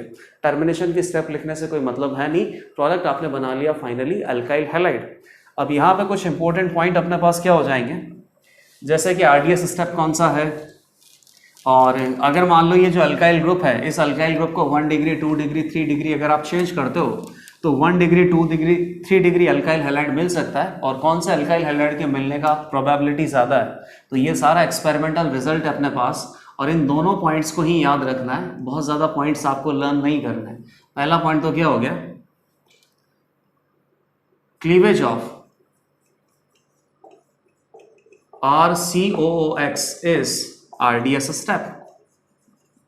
और सेकेंड पॉइंट क्या हो गया, यील्ड ऑफ अल्काइल हैलाइड, या उसको क्या बोल सकते हैं, रिलेटिव रेट भी बोल सकते हैं। जैसे मान लो कि R1COOH है, R2COOH है, R3COOH है। रिएक्शन किससे करना होगा, AgOH से करेंगे तो सिल्वर सॉल्ट बनेगा। इसके बाद किससे रिएक्शन करेंगे, X2 से, और हीट करेंगे तो फाइनली आपको क्या मिल सकता है, R1X, R2X और R3X।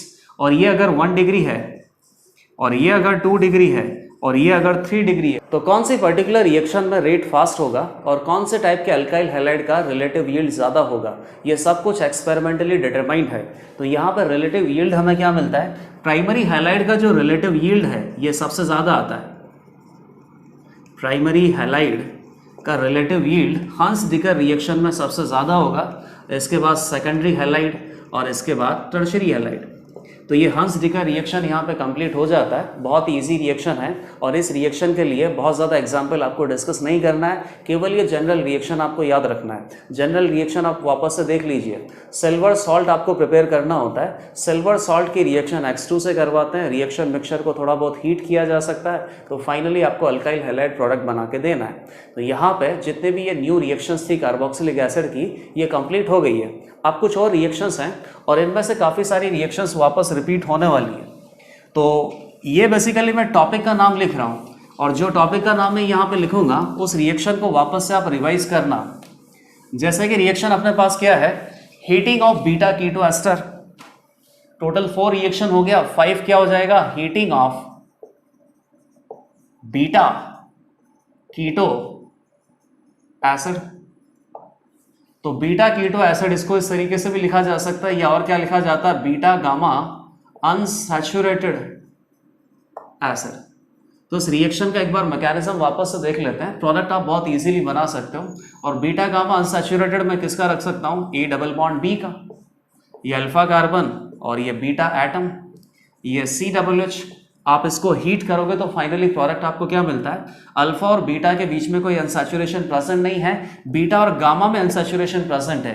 तो ये बीटा और गामा का अनसैचुरेशन अल्फा और बीटा में आ जाता है, और यहाँ से ये जो हाइड्रोजन एटम है ये गामा एटम के ऊपर सब्स्टिट्यूट कर दो, तो ये फाइनली प्रोडक्ट हमें मिलता है। अब ये जनरली अपने पास क्या होता है, इनॉल फॉर्म होता है। तो इनॉल फॉर्म किस में कन्वर्ट होगा, कीटो में कन्वर्ट होगा, क्योंकि कीटो फॉर्म की स्टेबिलिटी ज़्यादा है। तो ये बेसिकली वापस से pi bond A double bond B में चला जाएगा, हाइड्रोजन एटम अल्फा कार्बन पे आ गया, तो A double bond B CH2। तो ये फाइनल प्रोडक्ट हमें मिलता है। इसीलिए कभी कभी आप प्रोडक्ट डायरेक्ट भी बना सकते हो, जैसे ये है, तो डायरेक्ट आपने ये हटाया और बीटा कीटो एसिड को हीट करने के बाद COOH या CO2 गैस रिलीज हो गया, तो प्रोडक्ट आप डायरेक्टली क्या बना सकते हो, एसीटोन। जबकि मैं बोल रहा हूँ कि एसीटोन प्रोडक्ट हमें डायरेक्ट नहीं मिलता है, सबसे पहले क्या मिलता है, अल्फा बीटा गामा। बीटा और गामा का अनसैचुरेशन अल्फा और बीटा में चला जाता है, इनॉल फॉर्म आपको मिलता है।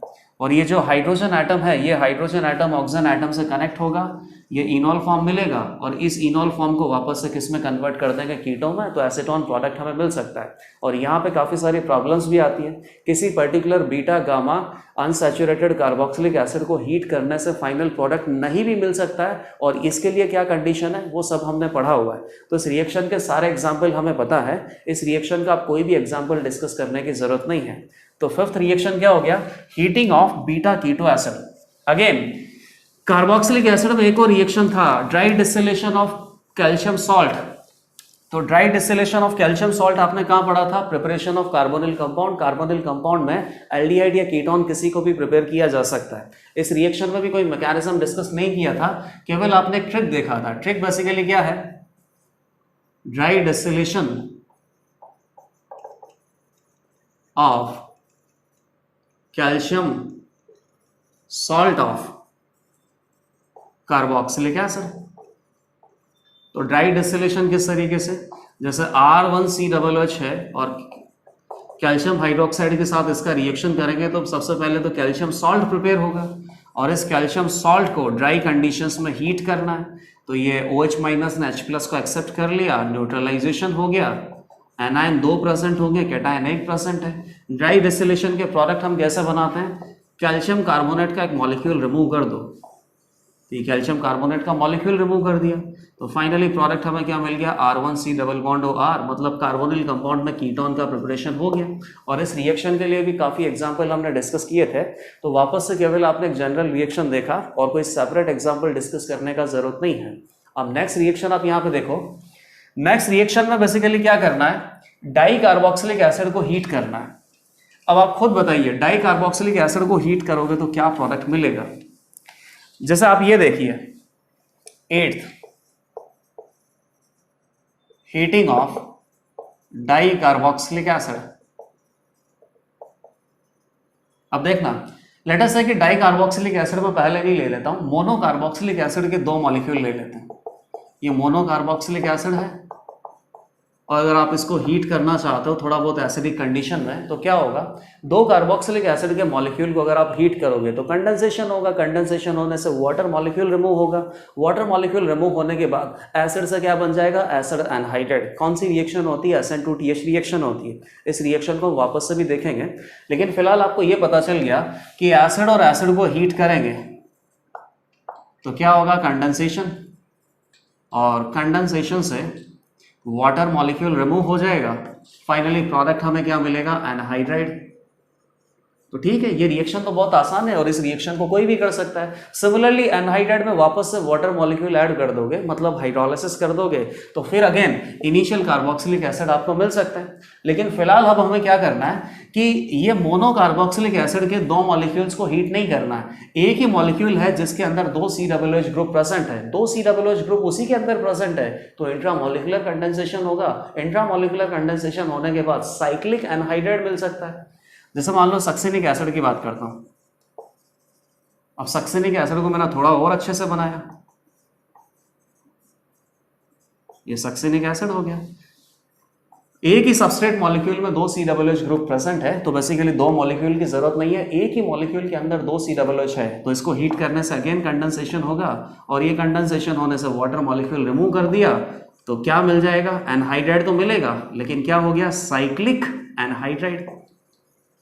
तो आपको यहाँ पे यही देखना है कि डाई कार्बोक्सिलिक एसिड को हीट करने से फाइनल प्रोडक्ट हमें क्या मिलेगा। अब ये तो एक सक्सेनिक एसिड का एग्जांपल है, हम स्टार्ट कहाँ से करेंगे, ऑक्सैलिक एसिड से। तो ऑक्सैलिक एसिड से सभी डाई कार्बोक्सिलिक एसिड को हीट करेंगे तो फाइनल प्रोडक्ट हमें क्या मिल सकता है। इसके लिए 1 by 1 सारी रिएक्शंस हमें देखनी है। सक्सेनिक एसिड वाला वापस से लिख लेंगे, तो पहला हो गया COOH ऑक्सैलिक एसिड। अब यहां से तो कोई इंट्रामोलिकुलर रिएक्शन होगा नहीं, क्योंकि 2 कार्बन एटम या 3 कार्बन एटम का रिंग थोड़ी बनता है, वैसे भी वो बहुत ज़्यादा अनस्टेबल होता है, 2 कार्बन एटम का रिंग तो बन ही नहीं सकता। तो यहाँ पे ज़रूर आपको ये याद रखना है, यही एक डाई कार्बोक्सिल एसिड को हीट करने के बाद क्या प्रोडक्ट मिलता है, इसी पर्टिकुलर रिएक्शन को हमें याद रखना है। तो आप बस क्या करो, CO2 गैस यहाँ से रिलीज कर दो, CO2 गैस रिलीज करने के बाद ये बाकी क्या बचा, फॉर्मिक एसिड बचा। और इसके बाद किसी भी डाइकार्बोक्सिलिक एसिड को हीट करेंगे तो प्रोडक्ट हमें क्या मिलेगा, ये बहुत इजीली बता सकते हैं क्योंकि उसका लॉजिक हमें पता है। अब सेकंड आ जाते हैं हम ऑक्सैलिक के बाद कहाँ आ जाते हैं, मेलोनिक पे। तो इसको हीट करेंगे तो क्या मिलेगा, ये भी हमें पता है, ये COOH है, ये अल्फा और बीटा, बीटा और गामा पे अनसैचुरेशन प्रेजेंट है, एक तरीके से बीटा कीटो एसिड है। हीट करोगे तो क्या होगा, CO2 गैस रिलीज होगा, 6 मेंबर्ड साइक्लिक ट्रांजिशन स्टेट बनता है, सारी रामायण आपको पता है। तो क्या बन जाएगा यहां से, एसिटिक एसिड, यही बचा है। तो सेकंड एग्जांपल में तो आपको कोई इंफॉर्मेशन अलग से याद करने की जरूरत नहीं पड़ी, बीटा कीटो एसिड को हीट करेंगे तो COOH मतलब कि CO2 गैस यहां से रिलीज करवा दो, बाकी ये जो सबस्ट्रेट मॉलिक्यूल का पार्ट है यही फाइनल प्रोडक्ट होता है। याद आपको केवल यही करना है, क्योंकि ना तो यहाँ पे एनहाइड्राइड बन रहा है ना ही कोई बीटा कीटो एसिड का एग्जांपल है, तो बेसिकली रिएक्शन जब हमें पता ही नहीं है तो प्रोडक्ट कैसे बनाएंगे, प्रोडक्ट नहीं बना सकते हैं तो याद करो। थर्ड, अब ये बेसिकली कहाँ चला जाएगा, आगे चला जाएगा, एक कार्बन एटम और बीच में आ जाएगा। तो उस केस में बीटा कीटो एसिड तो नहीं रहेगा, और जब बीटा कीटो एसिड नहीं रहेगा तो फिर एक ही पॉसिबिलिटी है कि 2 कार्बोक्सिलिक एसिड को हीट करने से कंडेंसेशन होगा, acetic anhydride carboxylic acid anhydride बना सकते हैं, और वो भी केवल तभी बन सकता है जब रिंग कैसा हो, 5 मेंबर्ड या 6 मेंबर्ड। 3 मेंबर्ड या 4 मेंबर्ड आपको बनाना नहीं है, 7 मेंबर्ड, 8 मेंबर्ड, 9 मेंबर्ड कुछ भी नहीं बनाना है, केवल 5 मेंबर्ड या 6 मेंबर्ड रिंग अगर बनता है तो यहाँ पे इंट्रामोलिकुलर कंडेंसेशन हो सकता है, और फाइनली साइक्लिक एनहाइड्राइड प्रोडक्ट हम बना सकते हैं। तो ये क्या बन गया, सक्सेनिक एसिड से सक्सेनिक एनहाइड्राइड। अब अगले में क्या होगा, 6 मेंबर्ड रिंग बन सकता है। सक्सेनिक एसिड के बाद क्या आता है, ग्लूटारिक एसिड, तो उसको क्या बोलेंगे, ग्लूटारिक एनहाइड्राइड, और वहां पे भी एनहाइड्राइड बन जाएगा क्योंकि 5 मेंबर्ड के बाद 6 मेंबर्ड रिंग बनने वाला है। फोर्थ आ गए 1 2 3, इसको मैं COOH में कन्वर्ट कर देता हूं, और इसको भी मैं COOH में कन्वर्ट कर देता हूं। तो ये हो गया डाइकार्बोक्सिलिक एसिड, और बीच में कितने कार्बन आइटम आ गए, 3। ठीक है, यही नेक्स्ट है अपने पास, हीट करो, कंडेंसेशन होगा, वाटर मॉलिक्यूल रिमूव हो गया, तो C डबल बॉन्ड हो, यहां पे कौन आ गया, oxygen, glutaric anhydride, 6 membered ring है, तो कोई दिक्कत नहीं है, प्रोडक्ट आपको यही मिलेगा। अब अगले पे आ जाता है 5 में क्या होगा कि बीच में 4 कार्बन आइटम आ जाएंगे, और इसको हीट करके अगर आपने वाटर मॉलिक्यूल रिमूव कर दिया, इंट्रामोलिकुलर कंडेंसेशन कर दिया, तो 7 मेंबर्ड एनहाइड्राइड मिलेगा। तो 7 मेंबर्ड एनहाइड्राइड नहीं बन सकता, थोड़ा सा अनस्टेबल होगा। तो उस केस में अब यहाँ पे ट्रिक क्या है, CO2 भी रिमूव करना है और H2 भी रिमूव करना है, और तब जाके जो फाइनल प्रोडक्ट मिलेगा वो साइक्लिक कीटोन होगा, और ये साइक्लिक कीटोन 5 मेंबर्ड आपको मिलेगा। तो यहाँ पे प्रोडक्ट आपको इस तरीके से याद रखना है कि अगर आपने एडिपिक एसिड को हीट किया, इंट्रामोलिकुलर कंडेंसेशन करवा के साइक्लिक एनहाइड्राइड बनाना चाहते हो, तो साइक्लिक एनहाइड्राइड 7 मेंबर्ड हो जाएगा, विच इज नॉट पॉसिबल। तो आपको क्या करना है, H2O तो रिमूव करना ही है, CO2 गैस और रिमूव करना है। तो अब ये देखना 1 2 3 4, ये COOH, H2O रिमूव किया, CO2 आपने रिमूव किया, तो यही कार्बन आइटम बचा, और बाकी 4 कार्बन आइटम ऑलरेडी हैं, और उस कार्बन आइटम पे क्या लेफ्ट हो गया, C डबल बॉन्ड हो, तो ये क्या बन गया, साइक्लोपेंटेनॉन।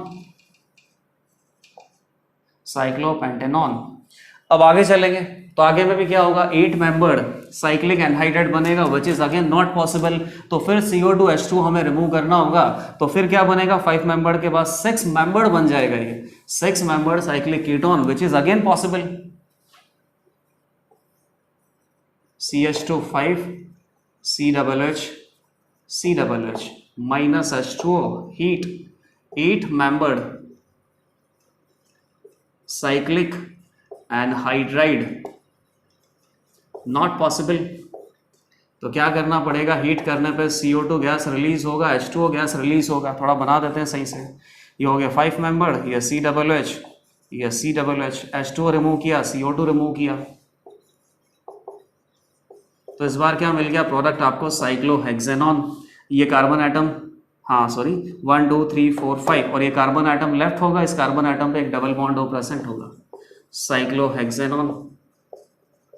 अब इसके बाद अगर और आगे हम चलें तो अगेन क्या बनेगा, 9 member cyclic anhydride which is unstable, और इसमें फिर CO2 और H2 रिमूव करेंगे तब क्या मिलेगा, 7 member cyclic ketone which is again not possible. तो उस केस में यहाँ पे फिर कंडेंसेशन नहीं होगा इस तरीके से, तब वहाँ प्रोडक्ट कैसे मिलेंगे। तो ये बेसिकली पॉलीमर की बात आ गई। तो पॉलीमराइजेशन यहाँ पे हो सकता है, तो इसको क्या बोल सकते हैं हम, 7th। अच्छा ये हम कहाँ पे आ गए थे, 1 और 7 पे है, तो अब क्या बोल देंगे, 1 और 8 onwards and onwards dicarboxylic acid. तो 1 और 8 पे है, तो बीच में कितने कार्बन एटम आने चाहिए, 6, COOH। हीट करने से साइक्लिक एनहाइड्राइड भी नहीं बनेगा,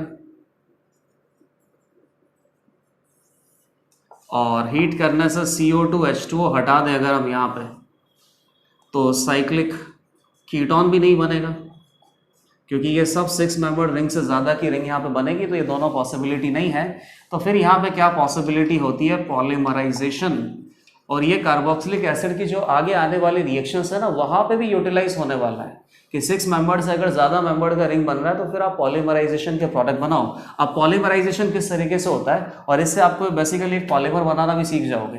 तो उसमें आपको क्या करना है कि बीच में कोई अल्काइल ग्रुप का चेन लगा होता है और इधर फंक्शनल ग्रुप प्रेजेंट होता है, तो ये आप इसको इस तरीके से बनाते जाओ। यहाँ फंक्शनल ग्रुप कौन सा है, COOH। तो पॉलीमराइजेशन होने से फिर क्या होता है, लीनियर चेन कंटिन्यू होता है, और जब ये लीनियरली इस तरीके से कंबाइन होता जाएगा, कंबाइन होने के बाद बहुत लंबी चेन बनेगी, उसी को क्या बोलते हैं, पॉलीमर बोलते हैं। किससे बना रहे हैं, कार्बोक्सिलिक एसिड से। तो जब कार्बोक्सिलिक एसिड का कंडेंसेशन होगा तो क्या बनेगा अपने पास, एनहाइड्राइड।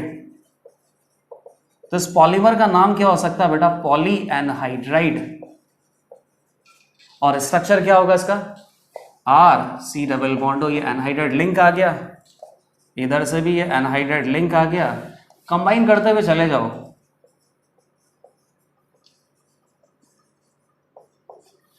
इस तरीके से ये पॉलीमर की एक चेन बन जाएगी। तो पॉलीमराइजेशन का पॉसिबल है जब ऐसा डाइकार्बोक्सिलिक एसिड हो जिसको हीट करने से ना तो साइक्लिक एनहाइड्राइड बन सके ना ही साइक्लिक कीटोन बन सके, क्योंकि दोनों रिंग कहाँ चली जाएगी अपने पास, 7 मेंबर या 7 मेंबर से ज़्यादा में। तो उस केस में फिर आपको इस तरीके से कंडेंसेशन करना ही नहीं है। फिर क्या करना है, ये जो अपने पास डाइकार्बोक्सिलिक एसिड है इसको लीनियरली इस तरीके से लिखो, लीनियरली कंडेंसेशन करवाते चले जाओ, तो एक लीनियर चेन बनेगा, काफ़ी लंबा चेन होगा, इसीलिए इसको क्या बोल सकते हैं, पॉलीमर। और इस रिएक्शन को क्या बोल सकते हैं, पॉलीमराइजेशन। तो ये भी एक बहुत इंपॉर्टेंट रिएक्शन था कि डाइकार्बोक्सिलिक एसिड को हीट करने से फाइनली प्रोडक्ट हमें क्या मिलता है। अब यहाँ पे नेक्स्ट रिएक्शन में क्या करेंगे, एक तो कार्बोक्सिलिक एसिड रखेंगे और दूसरे फंक्शनल ग्रुप को OH या NH2 बना सकते हैं। तो बताइए OH और COOH अल्कोहल और कार्बोक्सिलिक एसिड को हीट करेंगे तो क्या बनेगा, एस्टर बनेगा। तो एस्टर फॉर्मेशन हमें पता ही है। 8th हीटिंग ऑफ, लेकिन इसमें भी एक दो रिएक्शन लर्न करना होगा और बाकी तो आप बहुत इजीली बना सकते हो। Heating of alpha beta gamma delta omega onwards hydroxy या अमीनो, अमीनो वाले आप बनाना, मैं हाइड्रोक्सी और कार्बोक्सिलिक एसिड का बनाऊंगा, कार्बोक्सिलिक एसिड। एग्जैक्टली आपको सेम तरीका फॉलो करना है, जैसे हाइड्रोक्सी कार्बोक्सिलिक एसिड को हीट करने से जो प्रोडक्ट मिलेगा, एग्जैक्टली सिमिलर तरीके से अमीनो कार्बोक्सिलिक एसिड को हीट करने से आपको प्रोडक्ट बनाना है। तो पहला क्या हो गया, अल्फा हाइड्रोक्सी, तो ये अल्फा कार्बन हाइड्रोक्सी और ये COOH। अब एक बार बताओ, इसको हीट करने से ऐसा साइक्लिक एस्टर तो बना नहीं सकते ना, क्योंकि साइक्लिक एस्टर भी अगर आपको बनाना है तो कम से कम 5 मेंबर या 6 मेंबर रिंग तो चाहिए ना, 4 मेंबर या 3 मेंबर तो बन नहीं जाएगा कि आपने इस तरीके से हीट किया 1 2 3 और ये आपने प्रोडक्ट बना दिया। ऐसा मत कर देना। और प्रोडक्ट आपको एस्टर ही बनाना है, एसिडिक मीडियम में कार्बोक्सिलिक एसिड और अल्कोहल को हीट करेंगे तो प्रोडक्ट आपको एस्टर ही मिलेगा। लेकिन इस तरीके से इंट्रामोलिकुलर कंडेंसेशन करके साइक्लिक एस्टर नहीं बना पाएंगे, क्योंकि जो भी साइक्लिक एस्टर बनेगा वो बेसिकली बहुत ज़्यादा अनस्टेबल है। तो फिर हम यहाँ पे क्या ट्रिक लगाते हैं कि इस हाइड्रोक्सी कार्बोक्सिलिक एसिड के आप 2 मॉलिक्यूल ले लो और दोनों मॉलिक्यूल को हीट करने से इंटर मॉलिक्यूलर रिएक्शन करवा दो, और जब यहाँ से एस्टर बनेगा तो बेसिकली बहुत ही अच्छा 6 मेंबर्ड एस्टर बन जाएगा।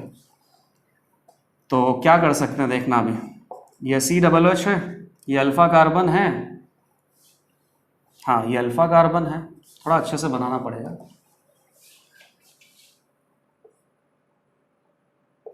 हाँ ये CH3 लगा देता हूँ, ये OH लगा दिया, ये COOH है। सिमिलरली यहाँ पे OH, ये CH3 इधर लगा दिया और ये OH, तो वही है ये अल्फा हाइड्रोक्सी कार्बोक्सिलिक एसिड है। 2 मॉलिक्यूल आपने कंबाइन कर दिया, इसका OH इसके COOH के साथ कंडेंसेशन करेगा, इसका OH इसके COOH के साथ कंडेंसेशन करेगा। तो देख लो आप 6 मेंबर रिंग बन गया। फर्स्ट केस में तो आपको यही करना है। फर्स्ट केस क्या है, heating of alpha hydroxy carboxylic acid, heating of alpha carboxylic acid. तो यहां क्या हो जाएगा, बेसिकली डाइमराइजेशन, और प्रोडक्ट आपको क्या मिल गया, C डबल बॉन्ड O, यहाँ पे ऑक्सीजन, इधर भी ऑक्सीजन ही है, इधर CH3 है, इधर डबल बॉन्ड O है और इधर भी CH3 है।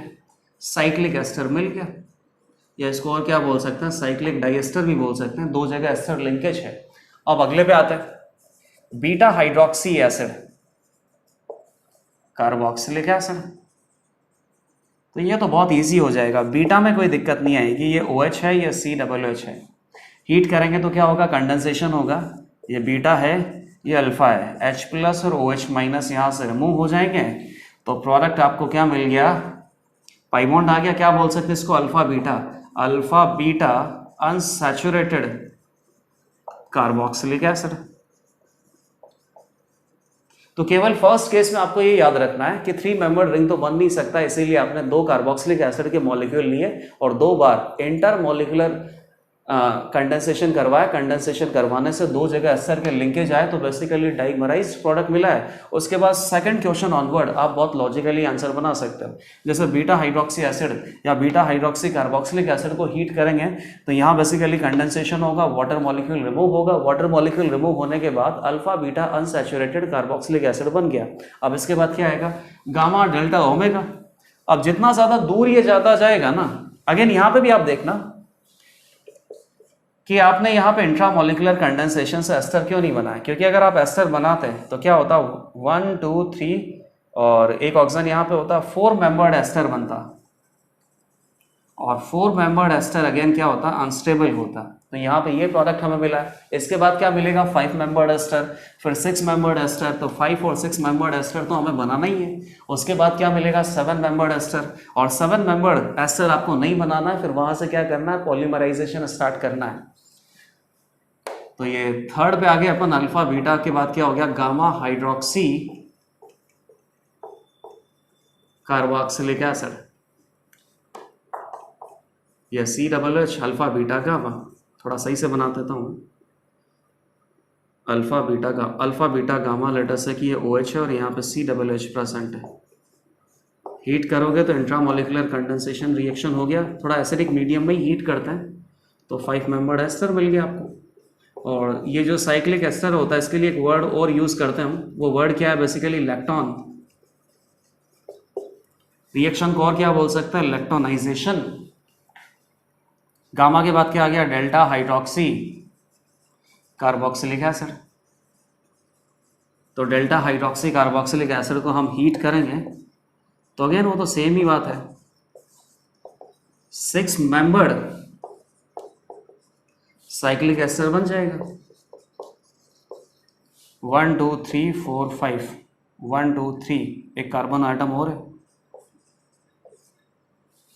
Cyclic ester 6 membered. अब 7 मेंबर्ड आने वाला है अगला, कहां से आएगा ये, डेल्टा के बाद ओमेगा से। तो 7 मेंबर्ड एस्टर हमें नहीं बनाना है, सीधा पॉलीमराइजेशन करना है। तो पॉलीमराइजेशन के केस में ये जो हाइड्रोक्सी कार्बोक्सिलिक एसिड है इसको लीनियरली आप रखते जाओ, दोनों तरफ फंक्शनल ग्रुप होंगे तो दोनों तरफ से कंडेंसेशन होगा। जब दोनों तरफ से कंडेंसेशन होगा तो ये मॉलिक्यूल दोनों तरफ से दोनों मॉलिक्यूल से कंबाइन होता चला जाएगा। बेसिकली एक अपने पास पॉलीमेरिक चेन बनेगा, इसीलिए इस रिएक्शन को क्या बोलेंगे, पॉलीमराइजेशन। और इस पॉलीमर का नाम क्या होगा, पॉलीएस्टर, क्योंकि एस्टर लिंकेज आ रहे हैं। क्या हो गया अपने पास, गामा के बाद डेल्टा और डेल्टा के बाद ओमेगा हाइड्रोक्सी कार्बोक्सिलिक एसिड।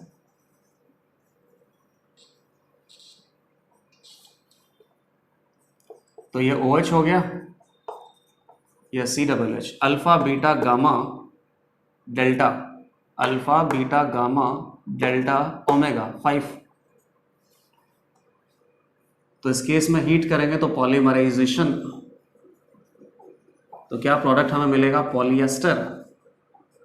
किस तरीके से हम बना सकते हैं, जैसे मान लो कि CH2 5 COOH, सिमिलरली यहाँ पे भी क्या आएगा अपने पास, OH CH2 5 COOH OH CH2 5 COOH। इस तरीके से ये हट गया यहाँ से, तो ये कौन सा लिंक आ गया, एस्टर। इसे ज़्यादा एक्सटेंड करने का ज़रूरत नहीं है, बस आप इस तरीके से बना दो, ये पॉलीएस्टर आपने बना दिया।